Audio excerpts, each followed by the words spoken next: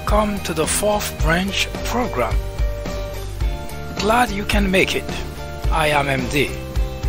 This program is dedicated exclusively for those with common sense, a spirit of patriotism, and a determination for a more perfect union. Stay tuned as we begin the discussion of a very important, interesting, and enlightening topic. Hope to hear from you soon. Happy listening.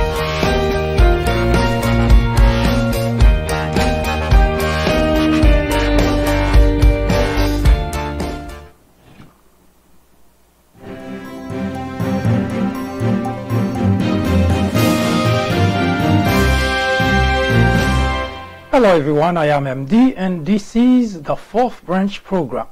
It is a foolish, even dangerous endeavor trying to educate fool, but the risk of not trying is much greater, not only for this generation but for many future generations. I mentioned here in this program many times, as a matter of fact, that America is in crisis. It has been for several decades now.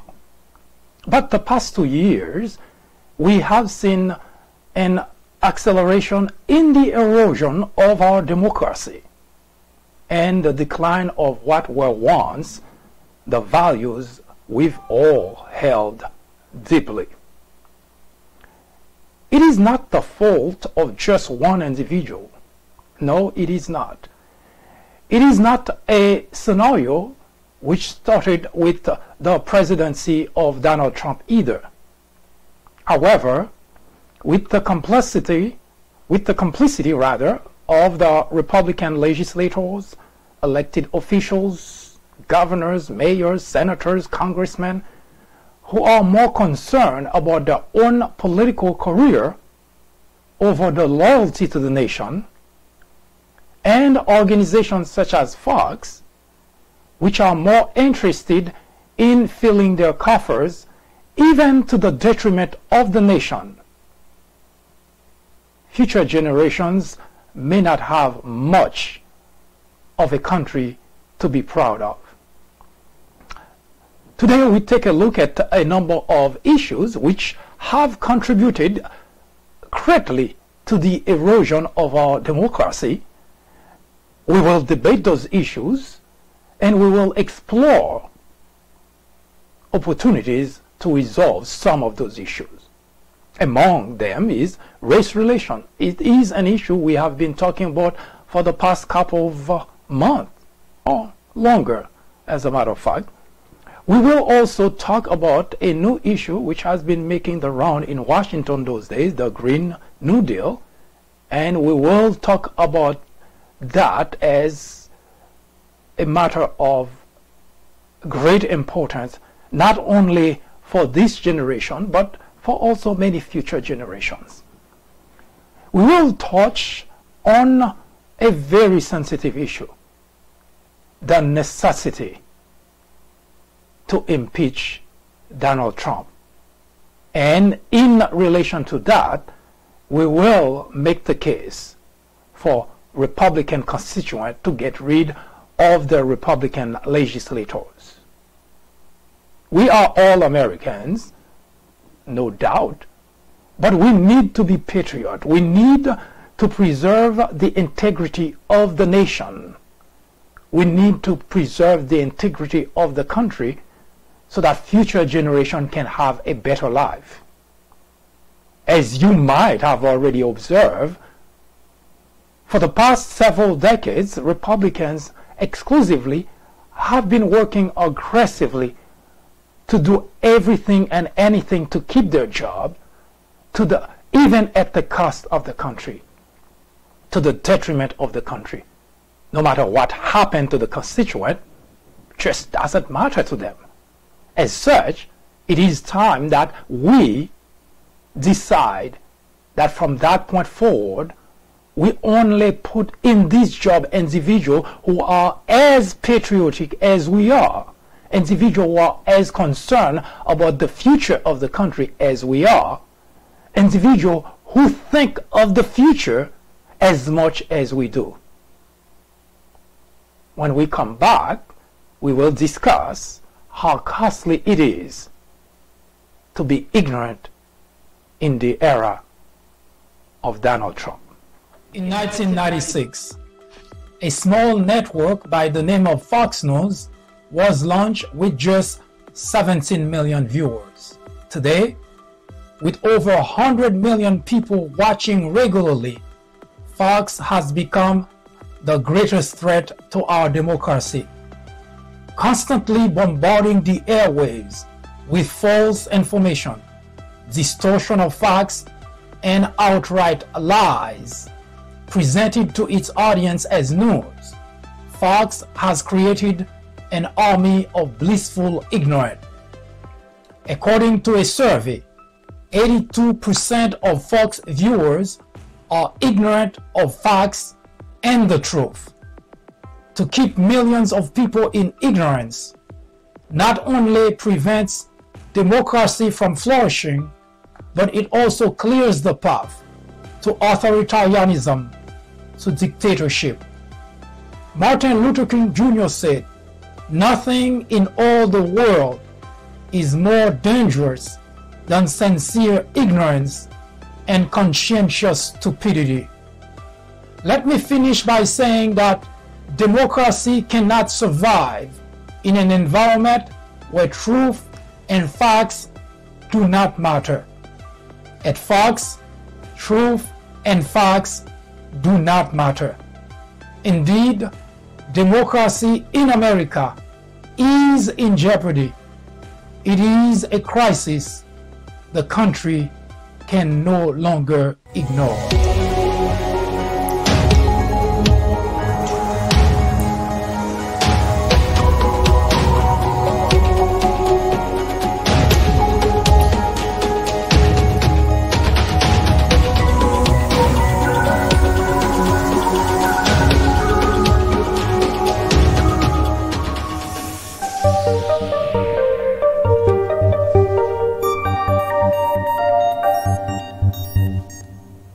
Hello everyone, I am MD and this is the fourth branch program.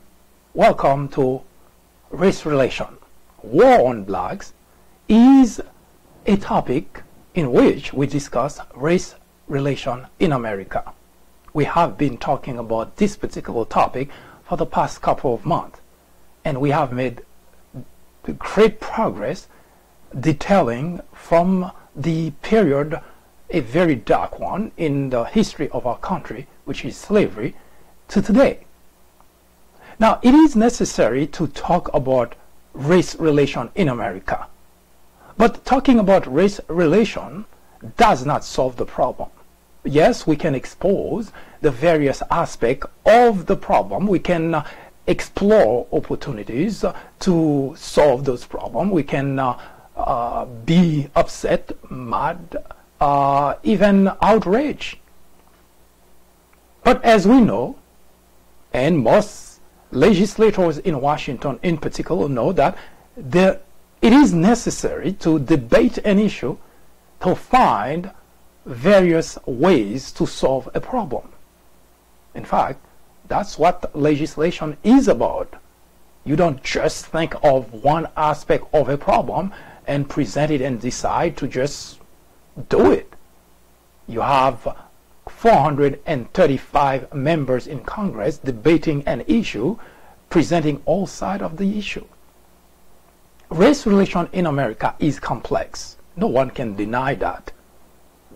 But in order to solve a problem which has been in this country for as long as probably the country has been in existence, it is necessary to look at the problems and decide which best course of action would help solve that problem. Now, since I started this topic, War on Blacks, I have had earful of many different people who think differently about what I'm doing. Some would wish I just vanish, go away. Others think it is probably not a bad idea, but the banner War on Blacks seems to be a little bit extreme. And yet others think that I am a problem because I am inciting racist behavior and action. Now, debate is indeed good, no matter what the topic is. Now, when we decide to approach the discussion of race relation in America using this platform, this venue, it's not just because we want to sensationalize the discussion, but because rather we see that the discussion of this problem has been pushed to the side unless and until a tragedy happened to a black individual. And tragedy, there have been many.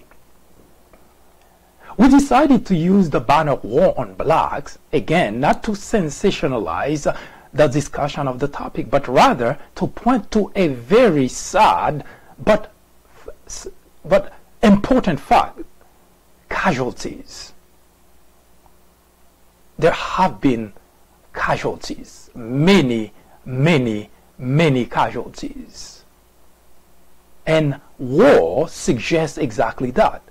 That's the reason we decided to use the banner War on Blacks.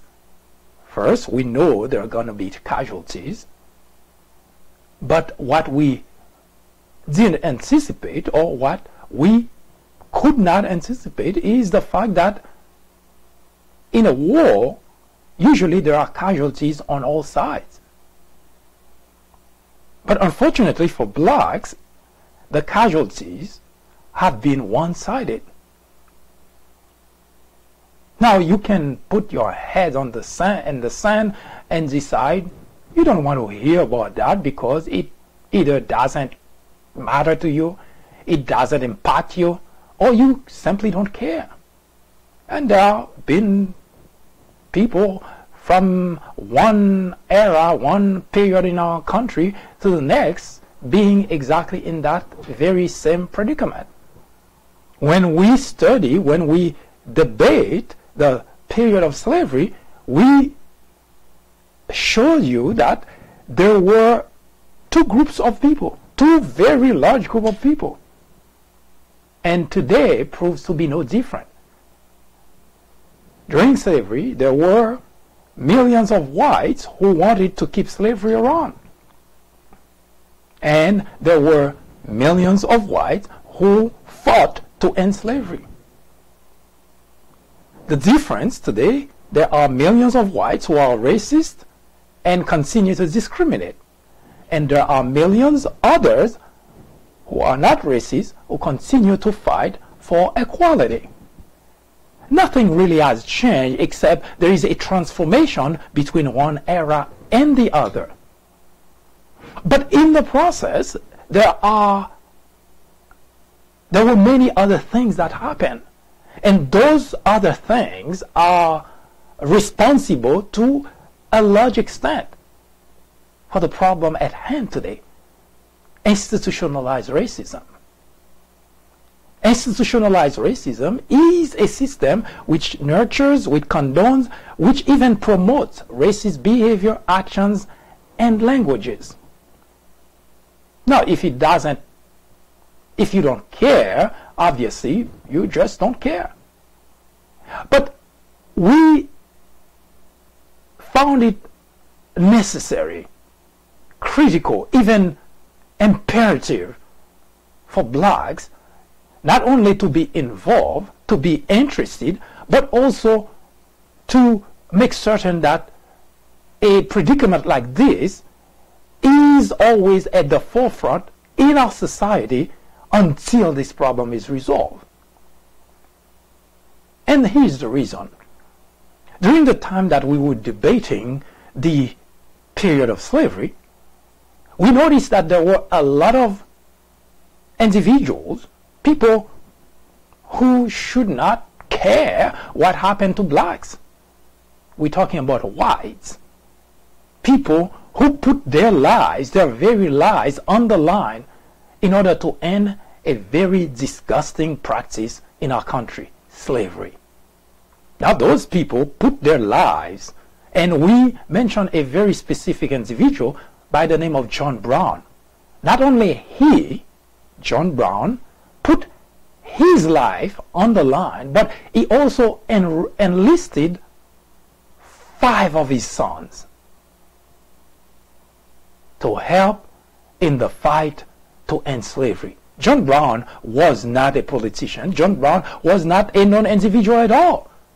And he didn't have any stake in black being slave. He did not have to do anything for black. As a matter of fact, when John Brown decided to do something against slavery, there was no black involved. In fact, no black even knew that there was someone fighting to end slavery, to remove or to end the treatment, the type of treatment they were subjected to. Now, when I think back and I thought, if a white individual who could have lived his life without caring that blacks were being subjected to the most inhuman treatment, that guy wasn't running for politics. He wasn't trying to become famous. In fact, his anger against what was happening to blacks was just a human reaction. He went to a conference or a meeting, and the day that John Brown learned what they were doing to blacks, he didn't have any black friend. He didn't know anyone who was black. But the day that he learned about that, he made it his mission. That's what he was going to do, put an end to slavery. You might want to know that John Brown, along with 4 of the 5 sons he enlisted to help end slavery, lost their lives. One during fight, and the others, they were executed just like blacks. So, I feel compelled. I have children. Well, I don't have to tell you, they are black. I feel compelled that if a white individual put his life on the line at a time when it was almost certain that if he were caught, he would lose his life just like any black slave at that time. Now, he could have made all those calculations. He was a white individual. He didn't have to put his life on the line. And yet he did. But today, we are shying away from discussing an important topic in the country that's been impacting blacks. All the blacks. There is no one who has been spared. Even Obama, who was president of the United States, suffered treatment that no other president ever suffered. So the idea of simply waiting it out and hoping that someday things will get better, let me reassure you, it will not. Slavery ended in 1865, officially. 1965 made it 100 years beyond slavery. You may recall that the 1960s were actually very difficult time for blacks. They suffered inhuman treatment. They didn't have any right. They couldn't vote. They did, and those things did not just happen by civilian. The government, our government, made it possible for blacks to suffer institutionalized racism. From 65 to today, we're still talking about racism in America. We're still talking about discrimination. Well, while we can celebrate, or at least most blacks celebrate, there has been progress made. If you've been watching this program, you already know that I completely disagree with the idea of progress when it comes to race relation in America. All we have is a change, a movement of one era, action that used to happen in one era in our history, and now it's happening in a different way by different group. For instance, during slavery, the white slave owners had all power, all authority over black slaves. They could beat them, punish them, kill them without having to account to anyone. And they did. If you were watching this program, which again, I strongly encourage you to go to the People Branch YouTube channel. This is where all the previous video about this topic and many other topics are archived, and there you will find many videos that are already produced about this topic. You'll find it under the banner War on Blacks, Race Relation, Institutionalized Racism. Those, what you see on the screens, are the steps to follow in order to get to the People Branch YouTube channel and start navigating and pick any video and watch in order to get a good sense of this particular issue, because we cannot continue to discuss the previous issues or the previous aspect of this race relation, but they're all there in order to give you a sense as to what our objective is and where and the road, the map, the roadmap that we're using in order to get there.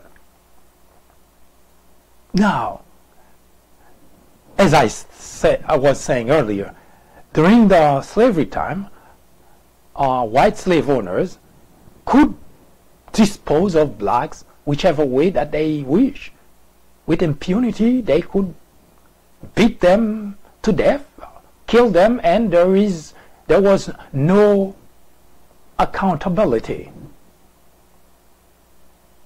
Now, you would think that following the period of slavery, end of slavery, then the situation would have changed. The only thing that has changed is the fact that we're no longer talking about slavery. Today, as you see in the opening, that we have this title, Criminals with Badges, in which we portray 4 white police officers, and we put under the banner Criminal with Badges. Now, the minute that I did that, which started yesterday, well, this particular series that I wrote about, I started in 2014 when I introduced facts and scenarios and events and different tragedies that blacks suffered in the hands of police officers. And we introduced that as under the banner Criminals with Badges. Now, then people were upset, and again we introduced that, people are again upset. Now the problem we always, the observation we always make whenever an issue that needs solution is brought forth, you will find 3 groups of people. You will find the groups that want things to stay exactly the way it is. Just like we had during slavery, we had millions of whites fighting to keep slavery around. No surprise here. We have people, second group, we have people who would want to put an end to that problem. As such, we also had millions of whites on the other side fighting to put an end to slavery. And you have the third group, which couldn't care less because it doesn't impact them in any way, shape, or form, or they simply not interested because, you know what, that's not my problem. Whichever way it would turn, they would be okay. For instance, if during the Civil War, those who fought to keep slavery around were to win, those middle people, those the third group, would just be fine with it, because as far as they're concerned, it doesn't do anything to them. Today, again, we find, while we're discussing race relation in America, we find that we again facing the same predicament. We already start getting an earful from people who simply would want things to stay exactly the way it is. Let's not talk about police brutality. Let's not talk about police killing blacks. Let's just leave things where it is. What's wrong with you?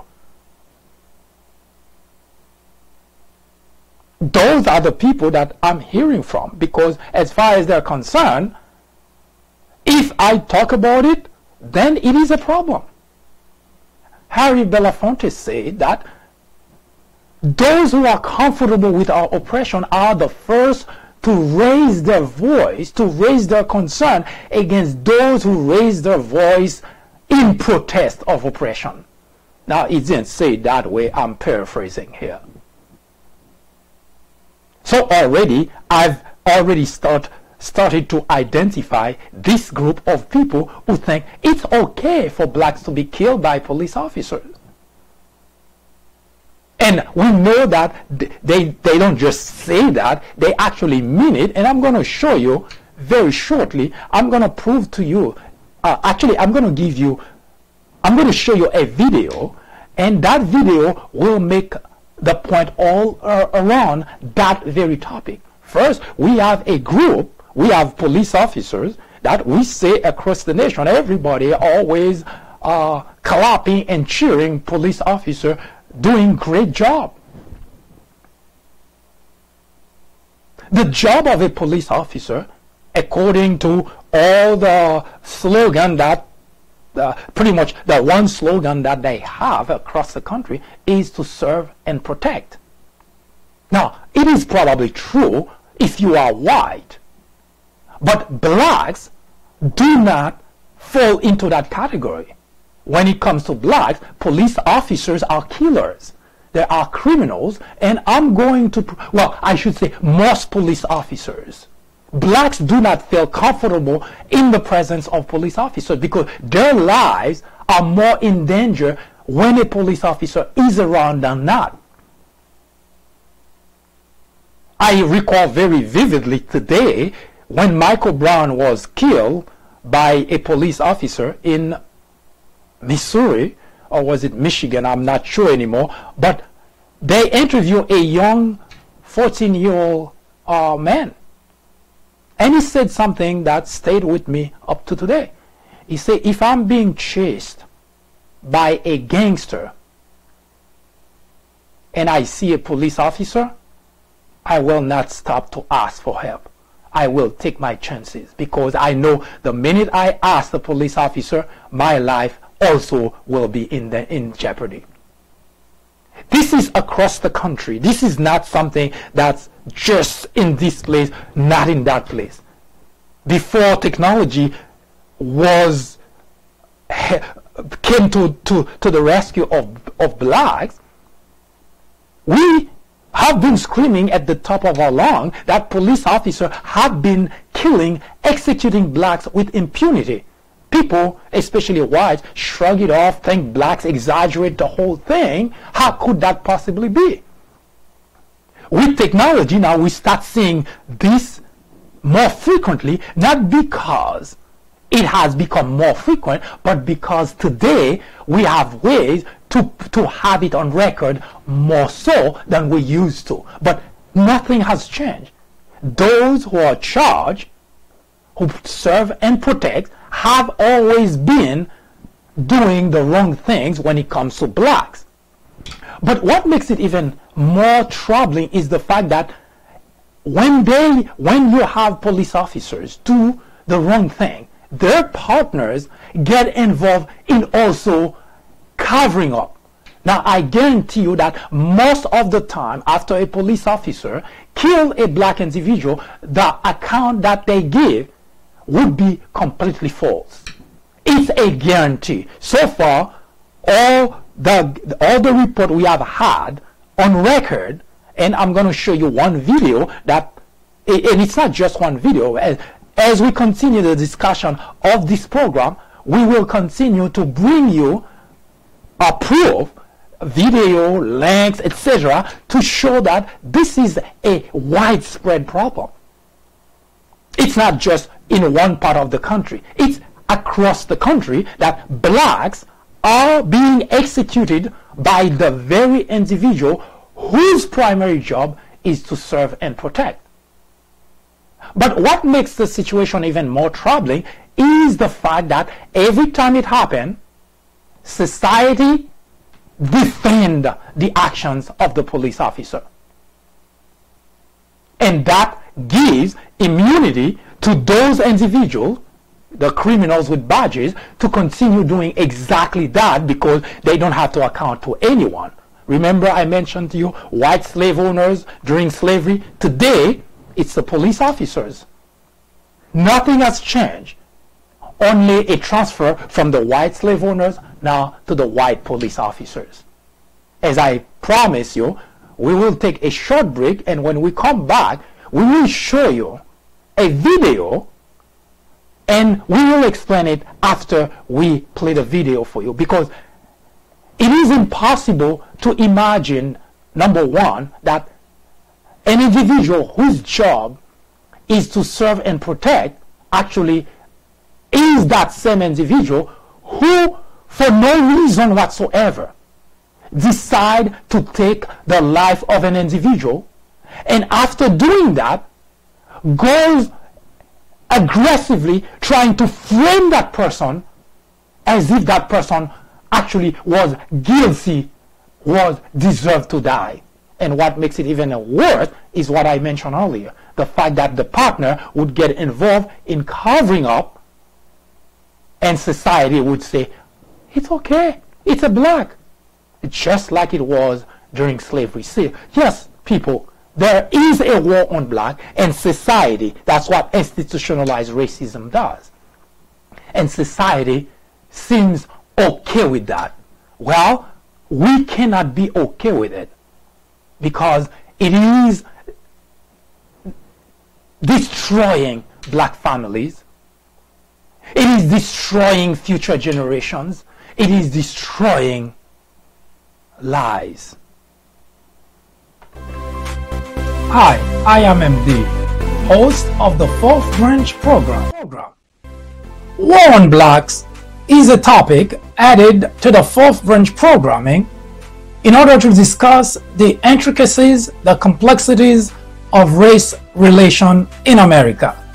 The goal is threefold. 1.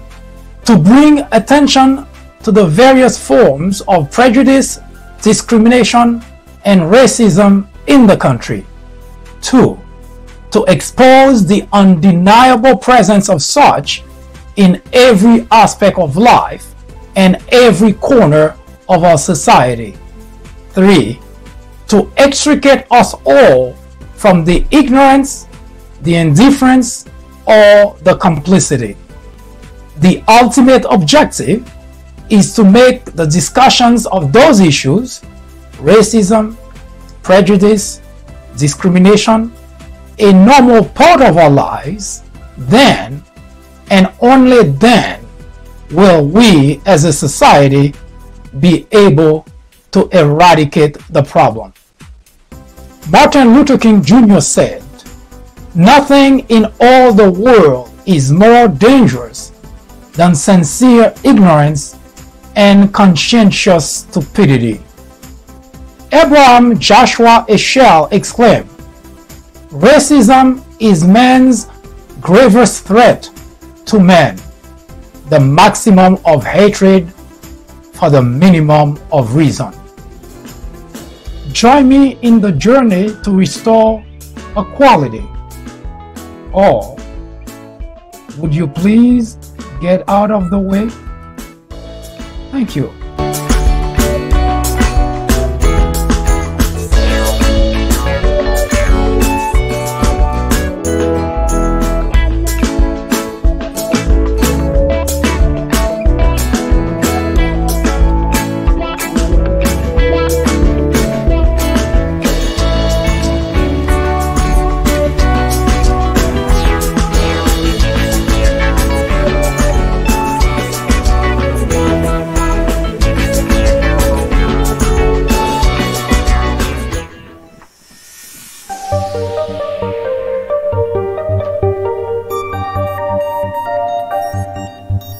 video in question that I mentioned earlier, the victim name is Walter Scott.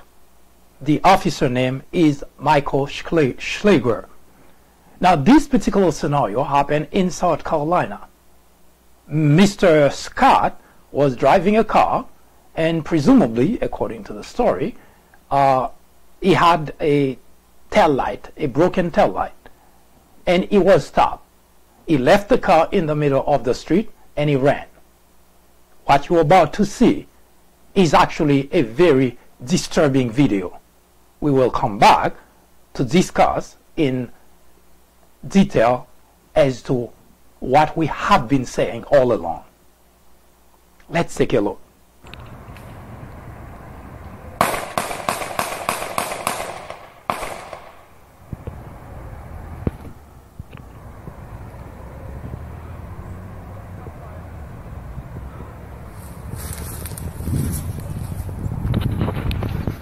Oh shit.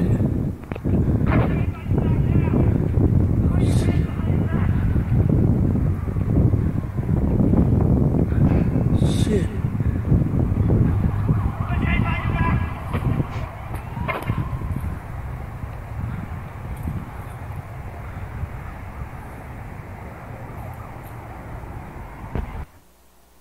We counted the officer shot Walter Scott 6-7 times. And after that, he had the nerve to be screaming, "Put your hands behind your back." Yes, this is, you saw the video. The guy left the car running, the officer pulled his gun and shot him several times. Yes, this is someone to serve and protect. Now, the part of the story you don't know about is he called in and said he was feared for his life because Walter Scott, the video you just saw, was not an edited video. It was taken by an individual, a citizen, who actually happened to be there and seeing the whole thing. Now, the officer called in and said that he was fearful for his life. Now, the other part that I didn't show you in the video because it has a lot of different, too many, first it's blurred, and second, there are a lot of movement in the video because the individual that was filming, that was recording that, was trying to get a good position to see the rest of the story. There was a second officer that came, that pulled a gun from behind his back, wiped the gun, and put it near Walter Scott. That is the state of affairs for blacks. This is not an isolation, and as I mentioned, as we continue to discuss this, we will continue to show you various videos of exactly those type of action. When the officer execute a black individual, called in and report at the headquarters that something, as if the individual that he just shot was doing something wrong to him, and in self-defense he killed the person. Now, you think that's bad? Now here's what's worse. On December 5th, 2016, that's 1 year later, when the officer went on trial for this, the jury was hung. Now, I don't know what the rationale behind any 12 members sitting and watching that video and get to the point of hung jury. So when I say our society condones those actions, those are not empty words. Those are facts that we've seen over and over and over. First, you have a police officer executing a black man in cold blood. Now, with his partner, try to frame the black guy, and now you have jury of 12 watching that video and could not decide the outcome. That's what creates institutionalized racism in America. Because our society condones the action of someone who blatantly execute an individual and then say, okay, it was a black man after all. So yes, people, there is indeed a war on blacks. You may not like it. You may not appreciate the fact that I'm so upfront and so brute about this predicament, but it is fact that here in America, blacks are executed, and the individual that commit the murder, the execution, get a free pass. December 5th, 2016, hung jury. Yes, the end of the story, there was a second trial, and Mr. Schläger ended up going to jail for 20 years. But how do you come to the conclusion of a hung jury watching this video? Only in America, where black lives do not have any importance. Yes, this program, you may like it, you may not like it, you may, whatever your sentiment is, the facts are the facts. Police officers, a number of them, are criminals with badges. What you just saw, you tell me, police officer or criminal? Can you decide which one? Did you see a police officer in action, or did you see a criminal? Well, I saw a criminal. So the program, Race Relation in America, when we approach the issue of police officer on the street interacting with blacks, until and unless we see a different behavior, this is what we are going to deal with as a subtopic. Most police officers are criminals with badges, especially when it comes to blacks. And that's a fact. Hi, I am MD, host of the Fourth Branch program. War on Blacks is a topic added to the Fourth Branch programming in order to discuss the intricacies, the complexities of race relation in America. The goal is threefold. 1. To bring attention to the various forms of prejudice, discrimination, and racism in the country. 2. To expose the undeniable presence of such in every aspect of life and every corner of our society. 3. To extricate us all from the ignorance, the indifference, or the complicity. The ultimate objective is to make the discussions of those issues, racism, prejudice, discrimination, a normal part of our lives. Then, and only then, will we as a society be able to eradicate the problem. Martin Luther King Jr. said, "Nothing in all the world is more dangerous than sincere ignorance and conscientious stupidity." Abraham Joshua Heschel exclaimed, "Racism is man's gravest threat to man, the maximum of hatred for the minimum of reason." Join me in the journey to restore equality. Or would you please get out of the way? Thank you.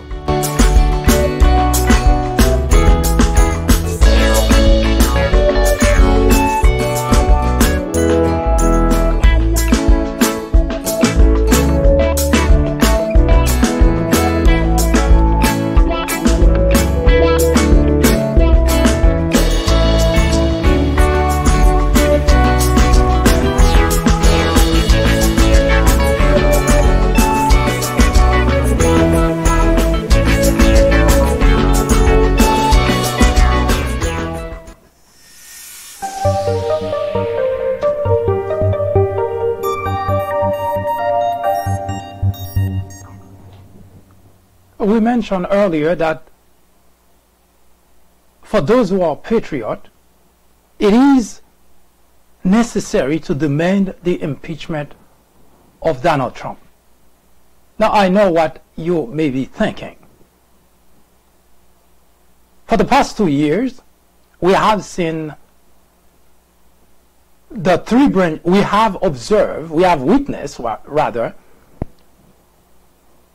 the three branches of our government completely controlled by Republicans who decided to simply do absolutely nothing in regards to the country, in regards to the Constitution.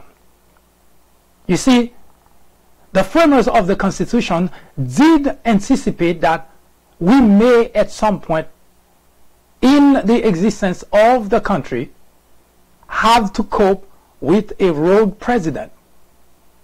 That's the reason that they introduced a way to hold a president accountable. Now, a number of individuals, especially those who supported and voted for Donald Trump, they have been pretty much shielding Donald Trump from the idea or from any accountability. No matter what he does, it's okay. Now, being American is not translated to being a patriot.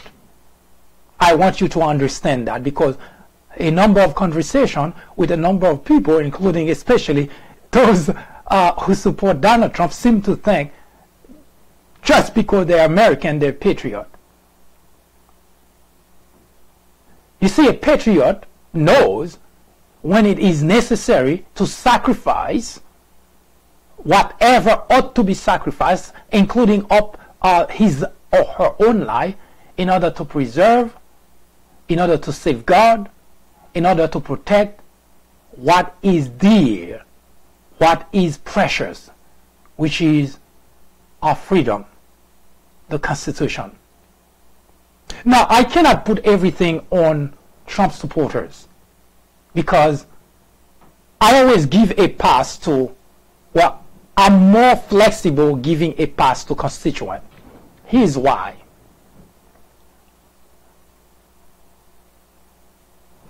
We, the people, the constituent, could be for Republican or for Democrat, there are very specific times that we go to the poll to choose to pick someone to represent us.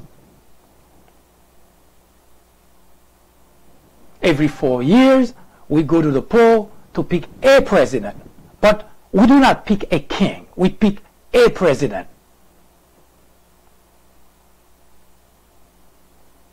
Now, I am beginning to think that maybe there is a large group of Russians who are promoting the idea, just like they did during the 2016 election, sending tweets here and there, put things on Facebook, and get most of those people already predisposed to continue to defend Trump, no matter what he does. And the reason I say that is because if those individuals are Russian, they couldn't care less about the United States. In fact, they want the United States to fail, they want the United States to fall, they want our Constitution to be trashed. They want what we have to be looked at, for the world to look at and say, we don't want those people anymore. They're trash because everything that they do. You see, the fall of any government, the fall from grace of any individual It's not something that happened, you wake up one day. Yes, it may happen that way. You wake up one day and then bam, it's done. Sometimes it is gradual. What we have been witnessing here in the United States is a gradual decline of our system of government, a gradual decline of our democracy.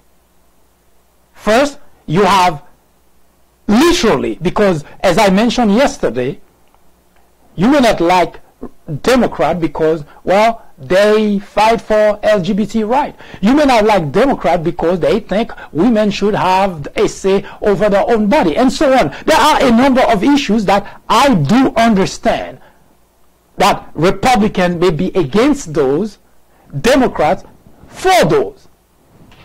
But when it comes to matters which impact all of us, Republicans have always been on the wrong side. And that has been for several decades now. They're not on the wrong side because they made a mistake.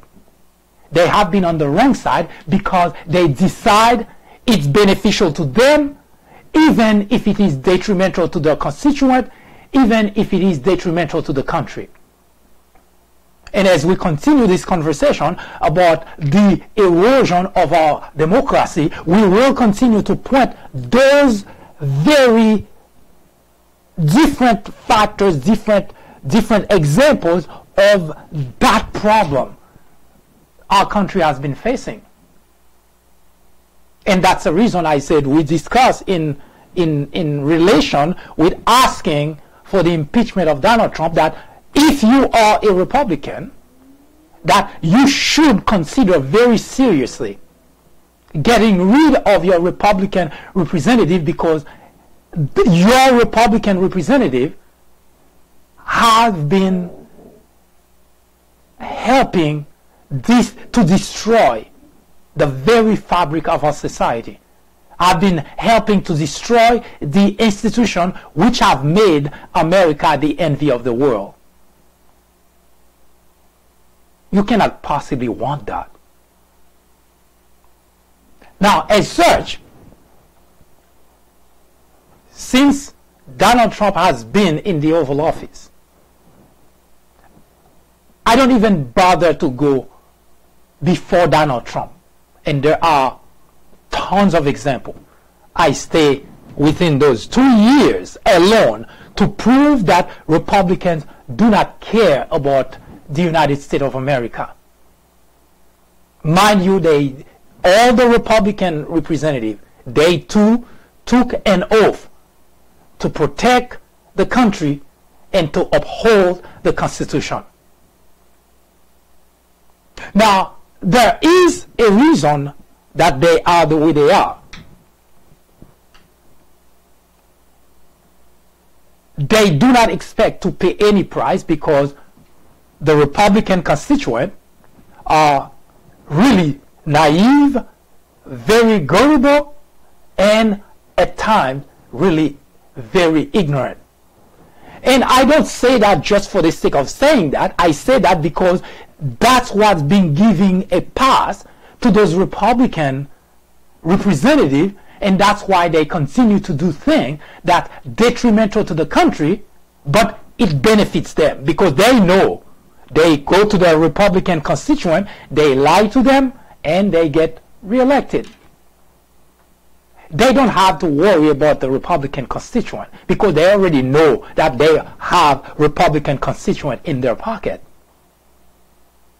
As such, they don't have to do anything for the country.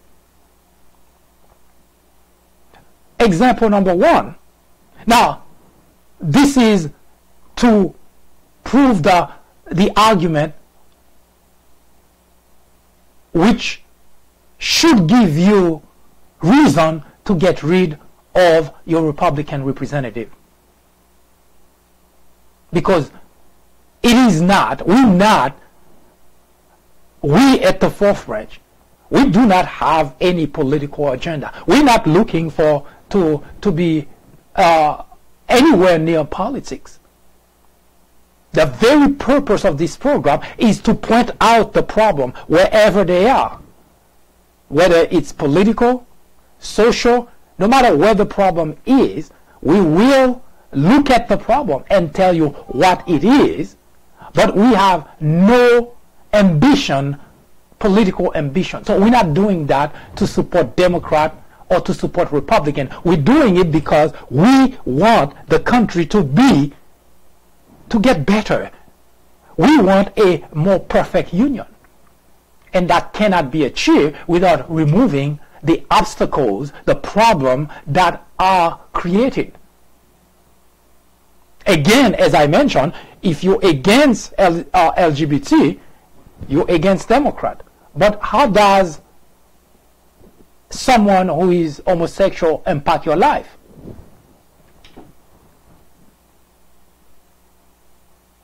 You may not like the lifestyle, and you have you have every right to like or not like. That's your preferences. Nobody can argue that. But when you have a government official who trample the rule of law, a government official who trashes the very document that make the United States, that doesn't impact just the Democrat or just the Republican. It impacts the whole country. As a patriot, you cannot just sit idle and do nothing. And you cannot condone it, because if you do, you will not be able to argue when the other side is in control. Example number one, Republicans came to you in 2017 and tell you that we have a huge tax cut for you. They borrowed, we didn't have the money. They borrowed $1.5 trillion. They take 87% of that money, they give to large corporations and wealthy individuals. They take 0.3%, 0.3 trillion, which is $300 billion, and they distribute it again among the mass, among the constituent. Now, some Republicans, whether it's out of ignorance or because they're so ashamed they found out how wrong they are, but they don't want anybody to know that, or because they simply don't care. They're celebrating $40, $60 extra that they have on their paycheck. That usually saddens me, because two things happen. Republican legislators lie to their constituent because they took $1.5 trillion, they distribute $300 billion to the constituent. Now you could say, oh, it doesn't matter, I got something. Well, that's where the problem is, because you didn't get anything. The money that you see on your paycheck, the $40, the $60 that you see, you have to pay it back. It's not yours. You will have to pay it back. That's the way that the legislation was structured. You have to pay it back, but that's not all. The larger portion of the money that went to large corporation and wealthy individual, guess what? You also are responsible for it. Yes, your Republican representative, they lied to you.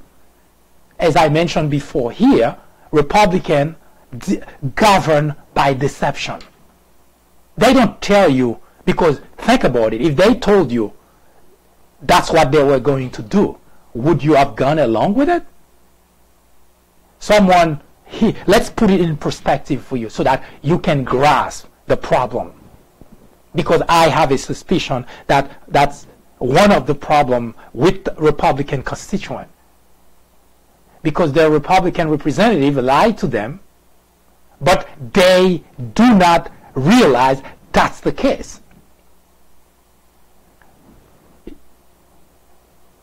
Your son, your daughter, goes to the bank and borrow $100,000. And then comes, get the $100,000 and decide, I'm going to say for maybe end of the year, for Christmas, give you $2,000. Now, you're happy. You didn't have $2,000. You feel, well, you retired and you have your kid, son, daughter, great son, great daughter, gave me $2,000 for Christmas. And that's where the Republican constituents are. They enjoy it, they're happy, they love it because, hey, I didn't have that. But there is one small problem. After the whole holiday is over, you receive a statement from the bank that you owe $100,000. Of course you freak out, you panic. I never borrowed money from banks. How could I owe $100,000? Of course you call your helpful son to help you out because the bank must have made a mistake. And that's when your son explained to you, Dad, remember the $2,000 I gave you for Christmas? And of course I remember. That was a nice gesture. I love you, son. Well, Dad, the loan, that was a loan from the bank. Okay, you're thinking, okay, a loan from the bank, what that has to do with me owing the bank $100,000? Well, I took a $100,000 loan. Well, you only gave me $2,000. How could I be responsible for $100,000? Yes, that's the way it is. That's what Republicans did to the country. They govern by deception. They borrow $1.5 trillion. You receive $40, $60 on your paycheck. You happy because, hey, Donald Trump put money in my check. I'm always saddened by how naive, how gullible Republican constituents are, because they buy everything that the Republican representative tells them without even trying to find out the true nature of what's being said to them. Now, it wasn't a mistake. The reason we know it wasn't a mistake is because during the time Paul Ryan, Mitch McConnell, and all the gangs were out there, Republican representatives were out there drumming the beat of huge tax cut, they were in the back crafting the legislation. They are the one, without any Democrat involved. They were the one who were crafting that legislation. So no, it wasn't a mistake. They deceived the nation. Which means today, we as a nation, we are now $1.5 trillion more in debt because of that. There was no reason whatsoever. None whatsoever.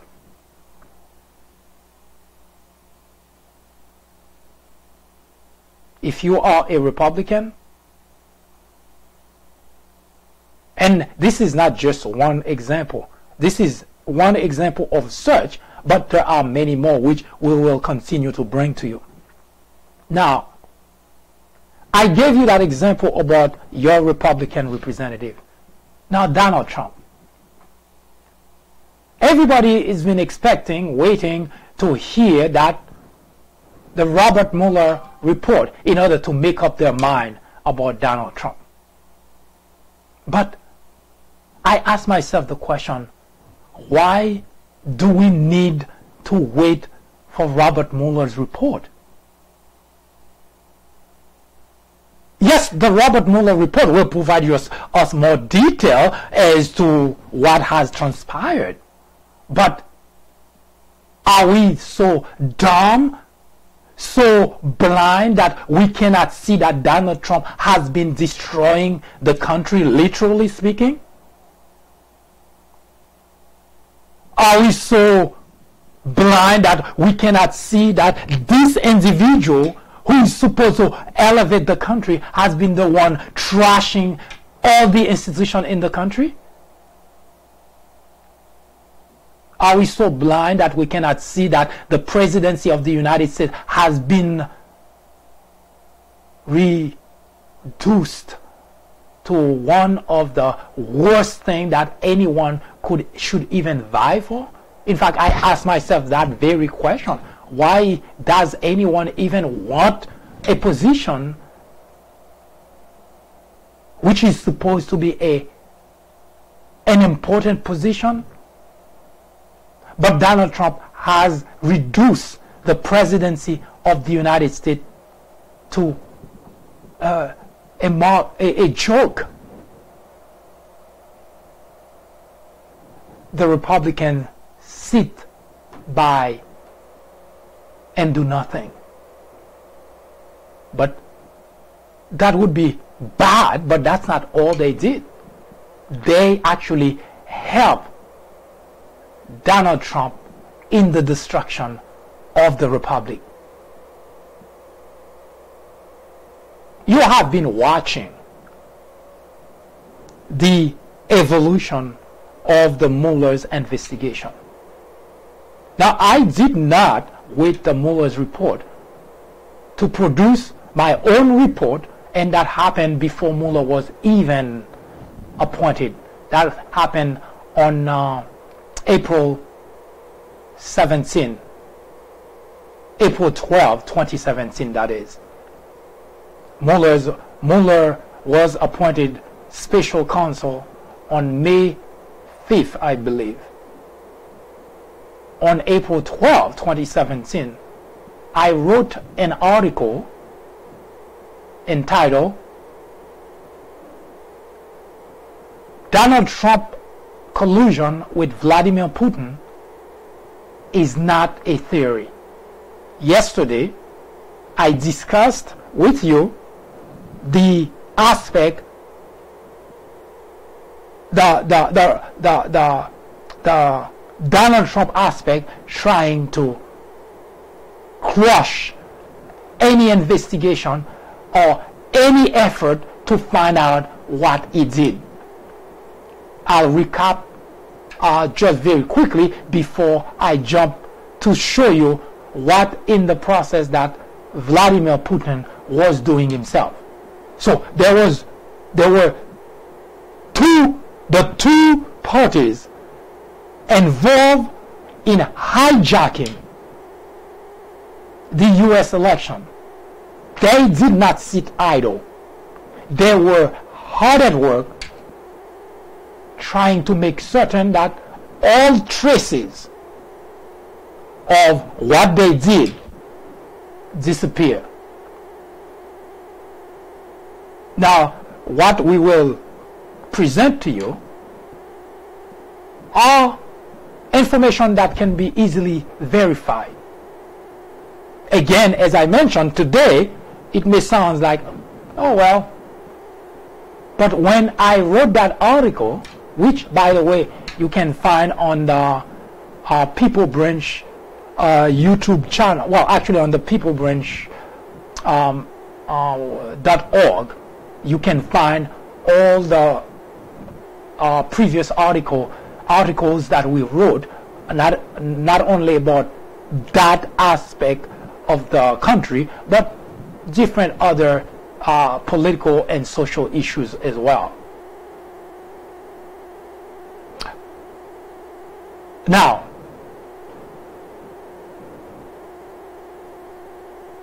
April 12, 2017, I wrote the article, Donald Trump collusion with Vladimir Putin is not a theory.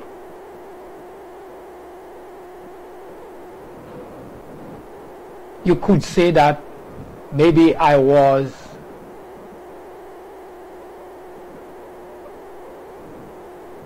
in possession of information that nobody else had. But that's not the case, because all the information that I was able to research, to find out, and to draw the conclusion that Donald Trump and Vladimir Putin together hijacked the United States government, all those information were readily available for anyone to be able to look at, analyze, and come to the conclusion that we have in the Oval Office today a traitor. Yes, Donald Trump is not working for the United States of America. We will take a short break, and when we come back, we will discuss with you the aspect of the Russian, what the Russian did in order to keep everything under cover so that nobody found out. What they didn't know, what they didn't bet on, is Robert Mueller. Ignorance, they say, is the biggest threat to any democracy. Indeed, it is. Plato, a Greek philosopher born in 427 BC, said that ignorance is the root and stem of all evil.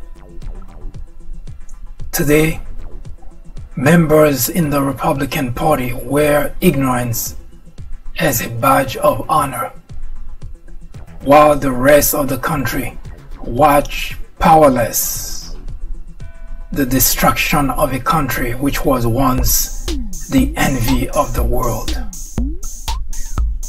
The media is the enemy of the country, said Donald Trump.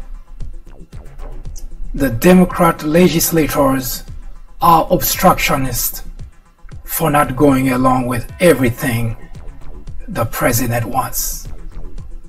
The Department of Justice is biased for investigating corruption in the Trump administration. This is the United States of America. Any question? Donald Trump is wrong to call the media the enemy of the people. Throughout history, dictators, authoritarians have always tried to delegitimize the media in order to get away with corruption, scandal, and yes, even abuse. Adolf Hitler did exactly the same thing in 1933, accusing the media of fabrication. Journalists are not in the business of fairness. Our only business is to be objective. It is our duty to hold Trump and every administration accountable. Today, it is urgent. It is necessary. It is critical of our very freedom. It depends on it.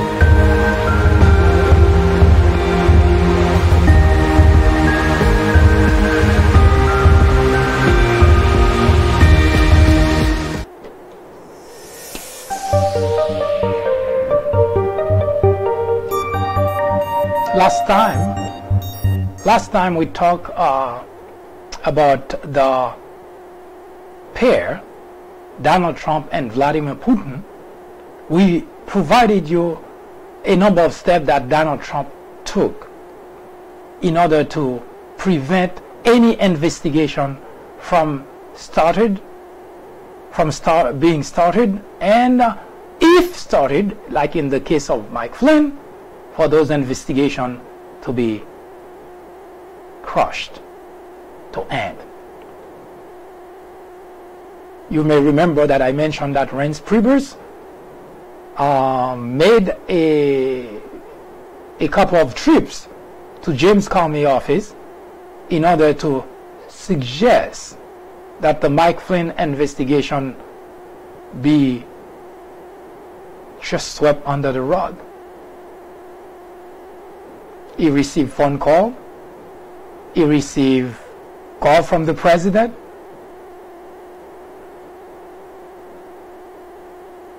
Those are alone. Forget about Robert Mueller. Those are actions taken by the president that are obstruction of justice. And nobody does that if you don't have anything to hide. That's why you see people who commit crime, they always commit more crimes. Because in the process of trying to hide the first crime, they have to commit more crime because there is no other way around hiding crime. In the past 2 years, we have seen in plain view Donald Trump committing crime, obstruction of justice, lying, obstruction of justice, over and over and over. Now you may give it a pass as if that's nothing, but it is a problem when you have the person who sits in the Oval Office, someone who's supposed to be a role model, someone who's supposed to have high integrity. The office is supposed to be respected so that other countries can say, yes, we'd like to be like the United States of America. But that's not what happened.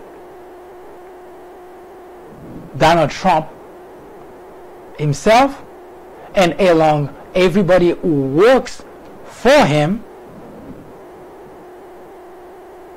were very hard at work trying to impede, trying to suggest the end of investigation.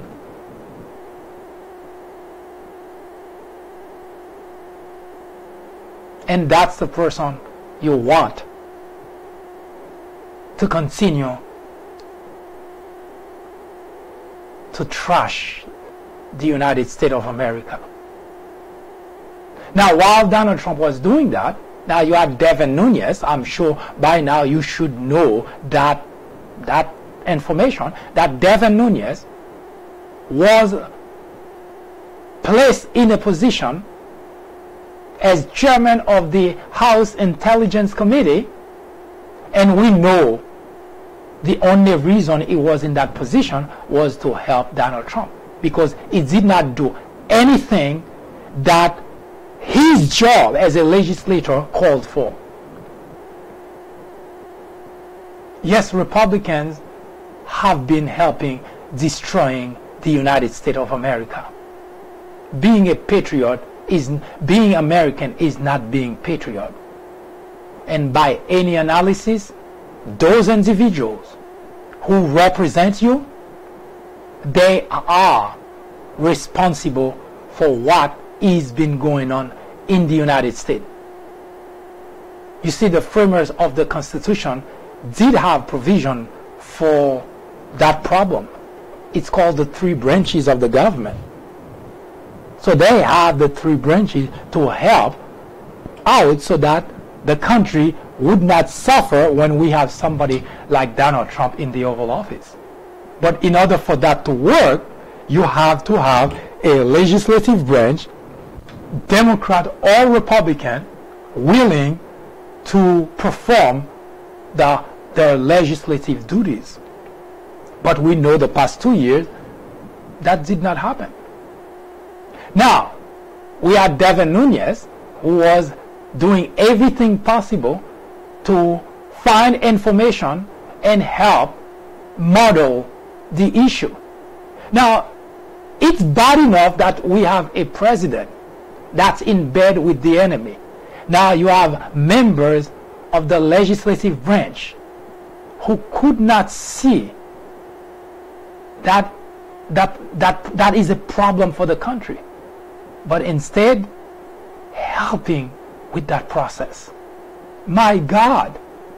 And those are the same people who would not hesitate to tell you they are patriot. As I mentioned before, maybe Republicans don't know the meaning of any of those words that they're using. Because a patriot, in this particular case, would throw away any political affiliation in order to preserve the integrity of the country, in order to protect the Constitution of the United States. None of those Republicans did that. None. Not a single one. And you had Paul Ryan, who was Speaker of the House, and all he was doing is giving cover to Devin Nunes.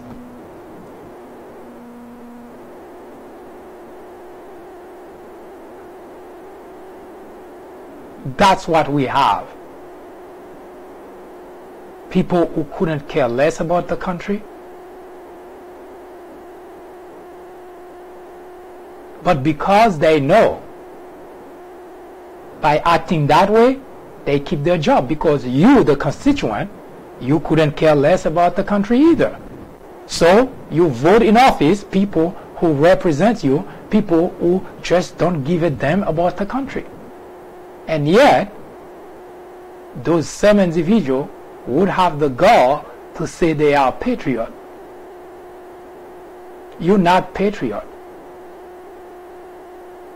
You're American, you are a Republican, but you are no patriot.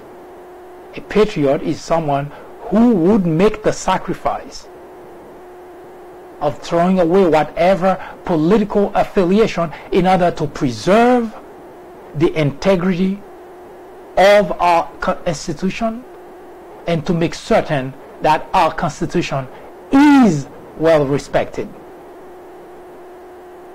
If you don't do that, you cannot call yourself a patriot, because you are not. You may like the label, but that's not patriotism. On the Russian side, while Donald Trump was busy, because here it's a little bit hard for him to use the same approach as Vladimir Putin, so he was doing all the things that he's very used at doing, which is corruption. Try to corrupt other people. Tell them, do this for me, I'll take care of you. But Russia, on the other hand, had a different approach.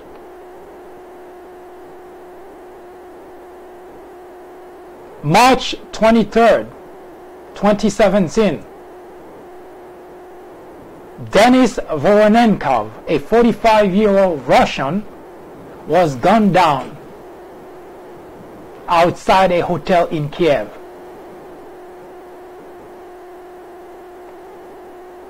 Mr. Voronenkov did flee to Ukraine in October of 2016. I'll tell you later why that's important. Now, let me tell you now that everyone we're about to tell you on the Russian side, they either have information about Vladimir Putin's collaboration with Trump, or they know people who do.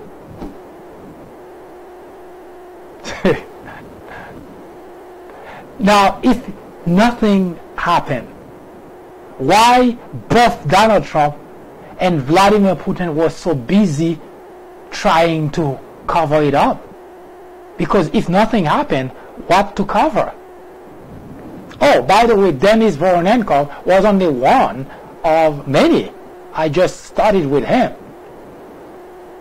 Vitaly Churkin is a 64-year-old Russian ambassador to the United Nations. Here in the United States, he was here in the United States, in New York. You know what happened to him?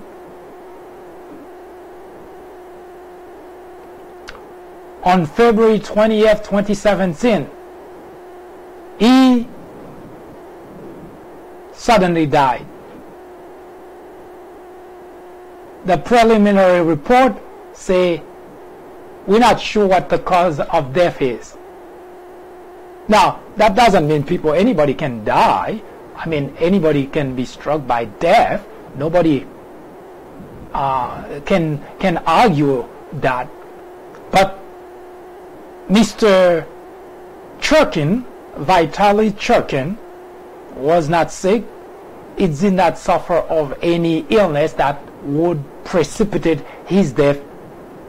Just, he didn't complain about any problem before. Nobody knows that he had any problem. He just died on February 20th, 2017.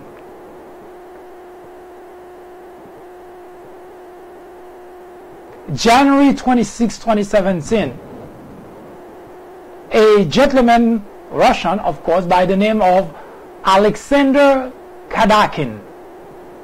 Alexander Kadakin, 67-year-old Russian ambassador to India. According to a newspaper in India, The Hindu,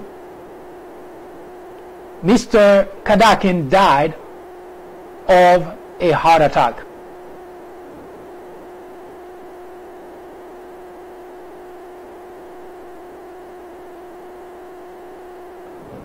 Maybe that's the age Russian died.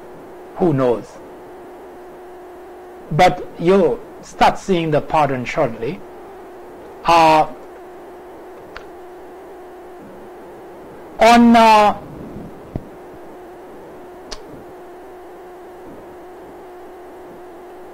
In January, in Greece, there was Andrei Malanin, a 54-year-old diplomat at the Russian embassy in Greece, found dead. Nobody knows what happened. He just didn't report to work, and they sent to his home to find out why he did not report to work, and they found him dead.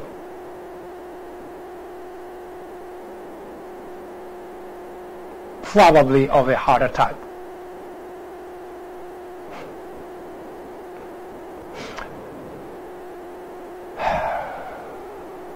December 26, 2016, Oleg Erevenkin, 61-year-old former intelligence official, close tie to Russian intelligence, found dead sitting in his car on the street of Moscow. Heart attack, perhaps? Mr. Erevenkin is believed to have helped in the Steele dossier.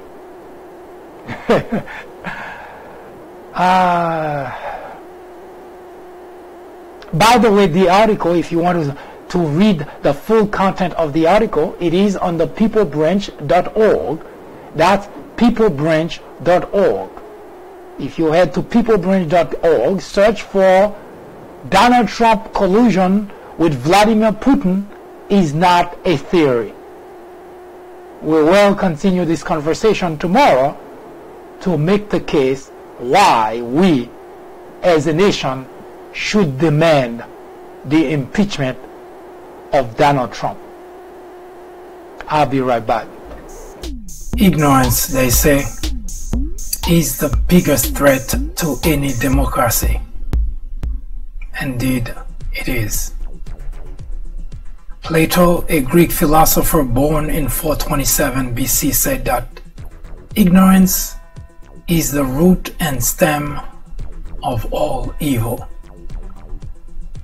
Today, members in the Republican Party wear ignorance as a badge of honor, while the rest of the country watch powerless the destruction of a country which was once the envy of the world. The media is the enemy of the country, said Donald Trump. The Democrat legislators are obstructionists for not going along with everything the president wants. The Department of Justice is biased for investigating corruption in the Trump administration. This is the United States of America. Any question? Donald Trump is wrong to call the media the enemy of the people. Throughout history, dictators, authoritarians have always tried to delegitimize the media in order to get away with corruption, scandal, and yes, even abuse.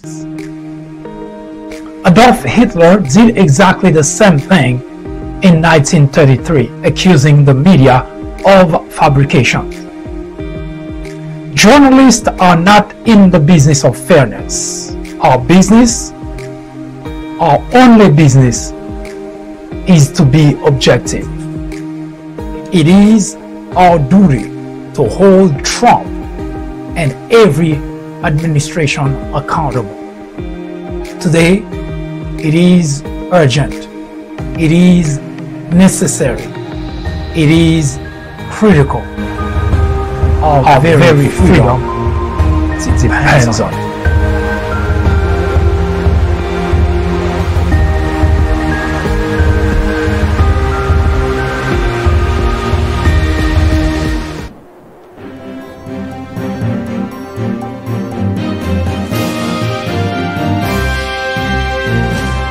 I do thank you for spending the time with me. I hope you enjoy the program. If you have any questions, suggestions, comment, criticism, please do not hesitate to contact us. Should you have a topic you would like us to talk about on the People Branch, let us know. We will research it and we will debate it here on the Fourth Branch program. In the meantime, I hope you have a wonderful afternoon. Hope to see you again next time. Good day.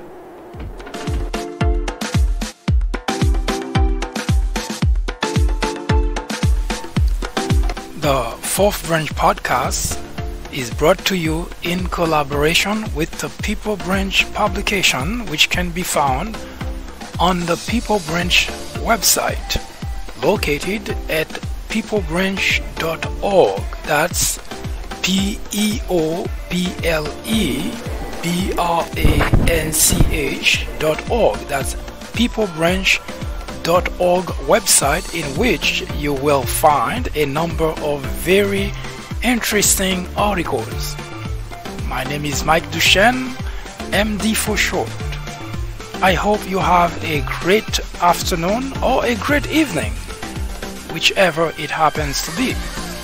Hopefully you can join me again next time for another interesting episode of this podcast. That was the Fourth Branch, live from New York. Good day.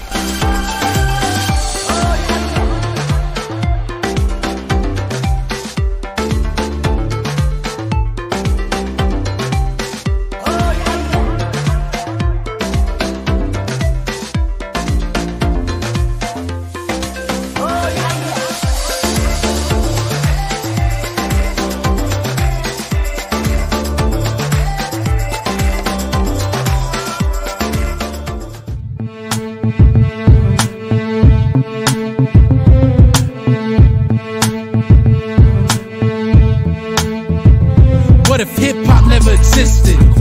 Do you think there'd be as many heads screaming out, stop snitching? What if Adam and Eve ain't eat the fruit? You think we'd be able to see the truth? Or what if Albert Einstein ain't think of the nuke? Or Smith & Wesson ain't teach us to shoot? You think there'd be as many players out there if there was no booth? Matter of fact, what if white man hung off a noose? Would it still be cool to say nigga? Or maybe we would make sick figures? Or would we wanna be crackers? And all the whites would be rappers. What if Martin Luther King survived? You think the New Orleans flood would've caused him to drop and die? I wonder what if and see what is. Stand back from the picture and ask yourself why. What if life wasn't all you thought? What if everything you knew was gone? What if we switched to rights and wrongs? You think you'd change your route to the road we on? What if life wasn't all you thought? What if everything you knew was gone? What if we switched to rights and wrongs? You think you'd change your route to the road we on? If Christopher Wallace never got murked, how much money would Sean Carter be worth? What if Tupac never got hit with the flame? Would the game still have change filled with these lames? What if Jabari wasn't speeding down the street? What if the bullet Malcolm sent never hit Zeke? A black guy dropped off at the house instead of the stop? Or Ali never got bopped by the cops? What if the little homie EZ didn't die? Stand back from the picture and ask yourself why. What if life wasn't all you thought? What if everything you knew was gone? What if we switched to rights and wrongs? You think you'd change your route to the road we on? What if life wasn't all you thought? What if everything you knew was gone? What if we switched to rights and wrongs? You think you'd change your route to the road we on? I don't know.